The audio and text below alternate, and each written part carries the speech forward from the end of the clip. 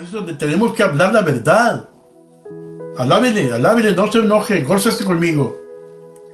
Nosotros tenemos la misma y hasta mayor bendición que tenemos de parte de Dios. Y por lo tanto, la misma tendencia al fracaso en ocasiones. Cayendo en los mismos errores del pueblo de Dios que con tanto coraje eran malagradecidos ellos. Hay mucha gente, ahorita hablo con los pastores y vamos a orar por todos los pastores que caminan con Dios de verdad, que son rectos en serio, que no andan detrás del dinero y todas las basuras del diablo. Alabado sea el Señor. Hay que orar por todos ellos, hay que orar por nosotros, gloria al Señor. Amén. Gloria a Dios para siempre.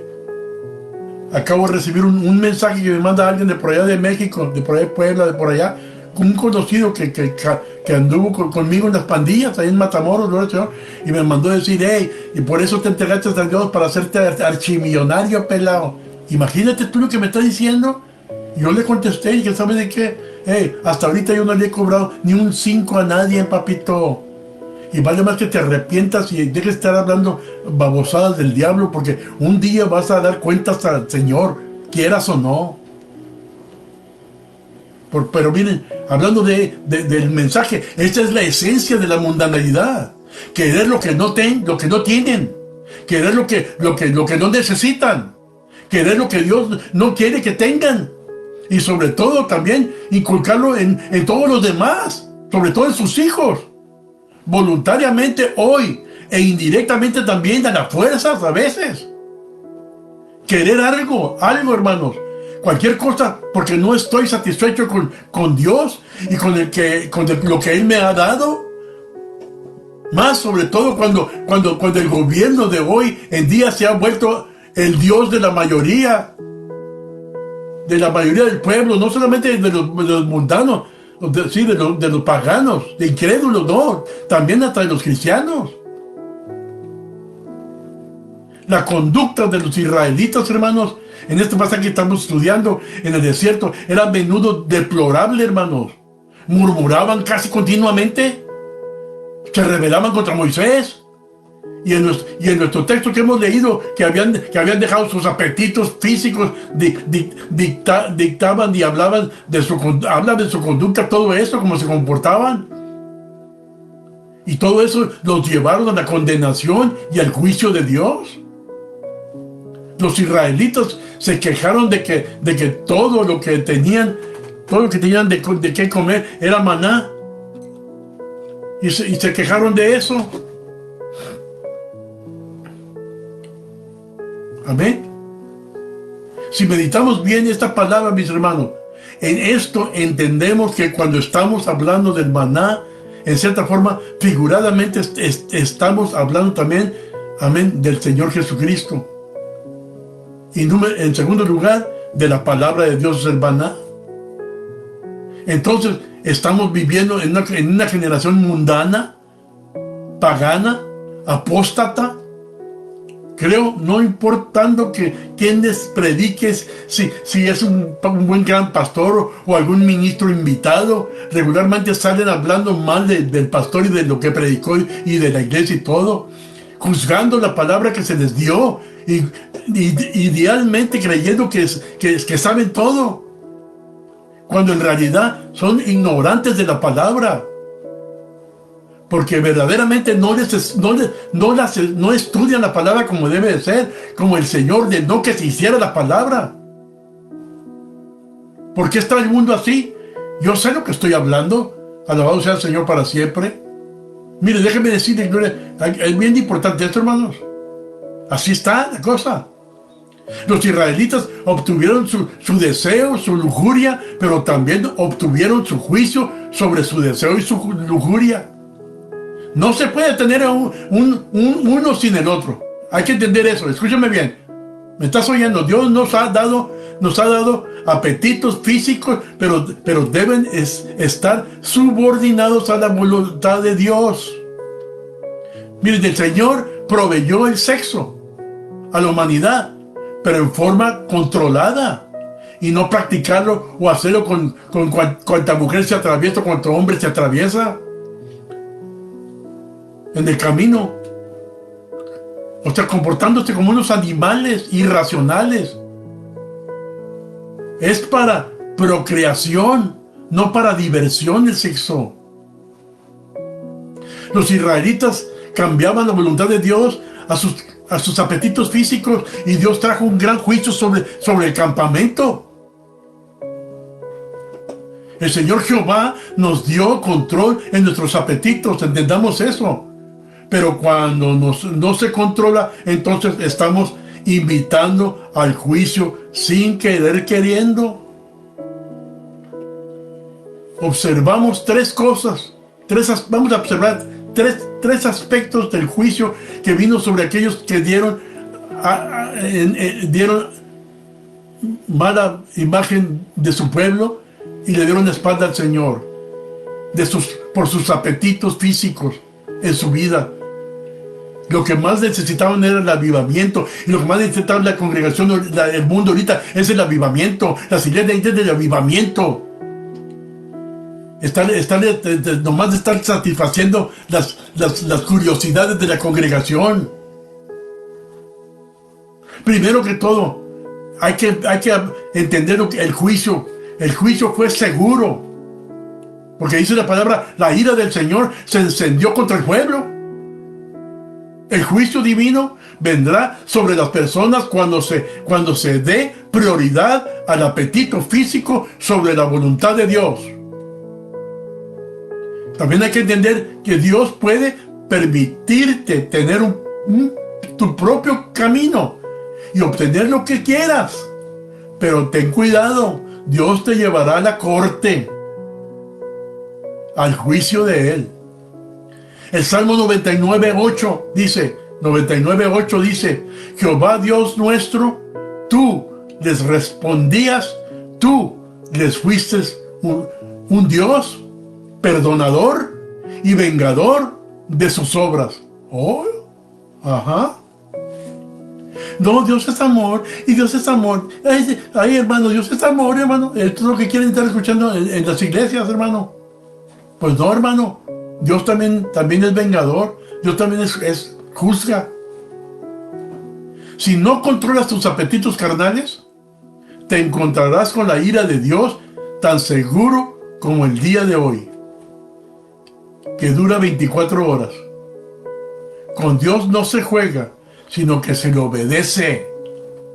La lujuria desenfrenada, que era el problema principal de Israel, aquí lo que estamos estudiando, invitaba al juicio de Dios que se acercara.